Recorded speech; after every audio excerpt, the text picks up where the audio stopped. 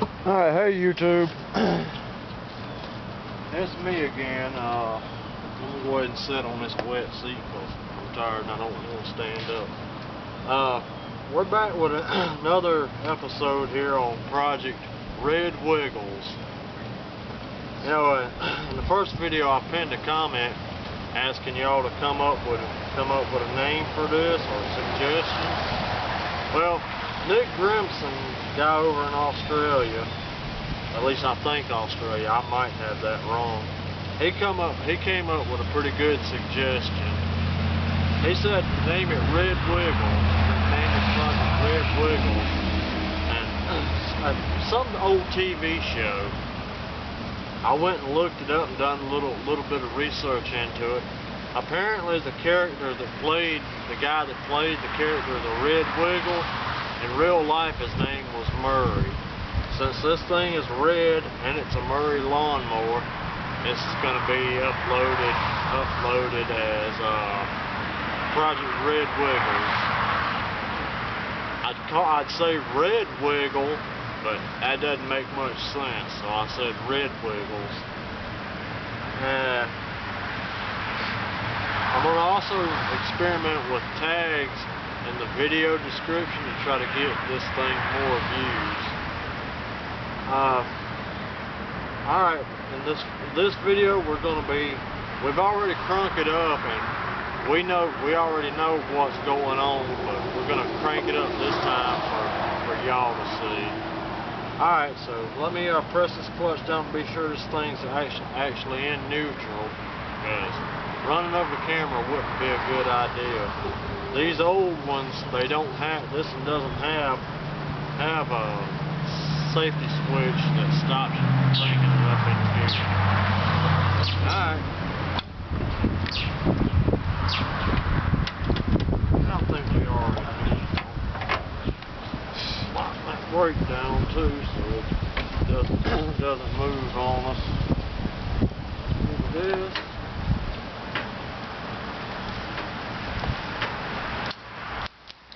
Yeah, we got juice. I hear it sparking.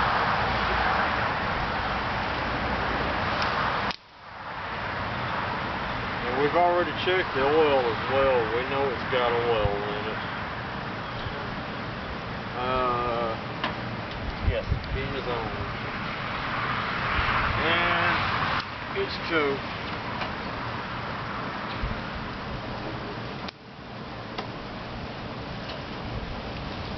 The battery that was in this thing when we got it's bad, so we're just kind of using the battery outside of this.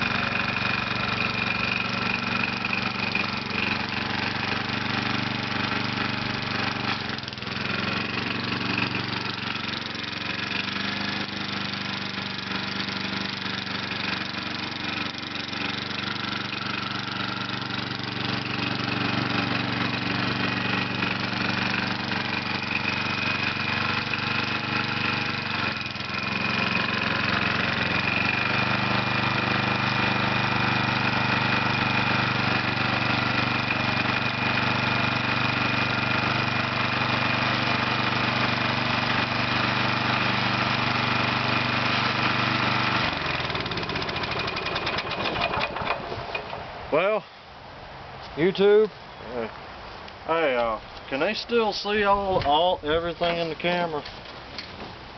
Man, that brake is stuck again. Yeah, I just moved it back a little bit. Oh, and apparently we got a flat tire too. I forgot to put air in it, but YouTube, you see it runs, it smokes, and It's got some ride knock. Seeing this old Briggs and Stratton 8 horsepower, they're really not worth rebuilding, because once you put a crankshaft, connecting rod and rings in there, you're going to spend more than it would cost just to buy a new motor. And then even if you did spend the money to rebuild it, there's a chance that it would still smoke, because I don't believe you can buy oversized rings anymore for a Briggs and Stratton. I think they cut out oversized. I think they stopped selling them about 25 years ago, but I could have that wrong. So I mean, you can put rings in it and it may still smoke. You can put a crankshaft and a connecting rod in it, most certainly stop the engine knock. But there's the other thing: if there's any wear in the top of the crankcase or the bottom of the crankcase, it's still going to wiggle, because these old things, they don't have bearings, they just ride on the aluminum. So I mean, I'm thinking that my best thing to do is going to be go ahead and just buy a motor that's, right now it's looking like it's going to be an 11 horsepower from the internet. That's what it's looking like. But alright, YouTube, I guess that's going to end this video. I don't have anything else to say, because we haven't really done anything to it. I was able to purchase a blade for this thing. We went to local well, it ain't really a hardware store, but it's a True Value. It's something like a True Value. They got a little bit of everything. It's Ace. Well, True Value, Ace Hardware. They had 3 blades that would fit this thing, and we actually had to knock the dust off the blades because they've been on the shelf that long.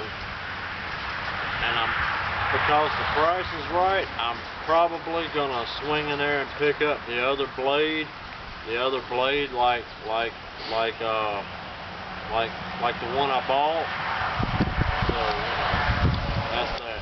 But alright, y'all seen it run and drive, so next video will probably be getting this motor off and putting in the new motor and just doing a little routine maintenance before we completely disassemble it for paint. I want to get this thing to where it's running and cutting and get it, you know, play out of the steering wheel or as much as I can.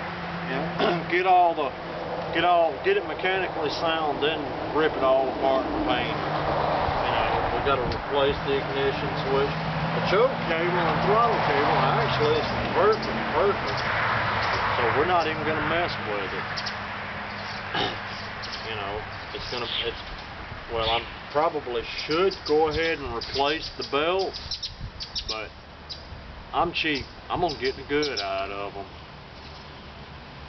Alright, that's it, YouTube. And I will see y'all in, I'm thinking it's probably going to be somewhere close to Christmas before I actually got the money to put a motor on this thing. Alright, see you, YouTube.